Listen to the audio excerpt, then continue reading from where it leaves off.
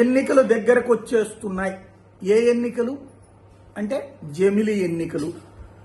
మొట్టమొదటి నేనే ప్రస్తావించే జమిలి ఎన్నికలు రాబోతున్నాయి. అంటే మోడీ ఎప్పుడో చెప్పడం అవి వేరు, కానీ త్వరలో జమిలి ఎన్నికలు జరగబోతున్నాయి అన్నటువంటి పాయింట్కి సంబంధించి ఉత్తరప్రదేశ్ ఎన్నికలతో పాటు జమిలి ఎన్నికలు జరగచ్చు, లేదా ఉత్తరప్రదేశ్ ఎన్నికల్ని పోస్ట్ పోన్ చేసి, అంటే ఇక్కడ ఒకటి దేశవ్యాప్త జనాభా లెక్కలు జరగాలి, నియోజకవర్గాల పునర్విభజన జరగాలి, ఆ తర్వాత జమిలి ఎన్నికలు జరగాలి. ఈ జమిలి ఎన్నికలు అయితే ఖాయంగా అది 2027 28 అన్నటువంటిదే మాత్రమే తేలాల్సి ఉంది అన్నది మాట్లాడుకున్నాం.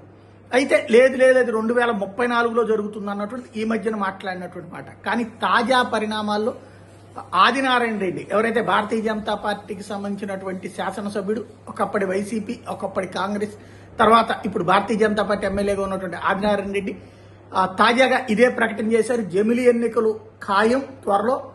అయితే జమిలి ఎన్నికల్లో కూడా తెలుగుదేశం, జనసేన, భారతీయ జనతా పార్టీ కలిపి కూటమిగానే పోటీ చేస్తాయని. పోటీ సంగతి పక్కన పెడితే జమిలి ఎన్నికలు ఖాయం అంటే 2029 కాదు, 2027 2028. అయితే ఇందులో రెండు కోణాలు. జమిలి ఎన్నికల్లో ఆంధ్రప్రదేశ్ది చంద్రబాబు గారు చెప్పిన దాని ప్రకారం అయితే 29లోనే జరుగుతుందని. అంటే పార్లమెంట్ ఎన్నికలు జరగచ్చు. జమిలి అంటే పార్లమెంట్ ఎన్నికలకి ముందస్తు ఎన్నికలు జరిగే అవకాశం ఉందా? అప్పుడు పార్లమెంట్ ఎన్నికలు ఆంధ్ర, తెలంగాణ, ఉత్తరప్రదేశ్ ఇట్లా జరుగుతాయా చూడాల్సి ఉంది.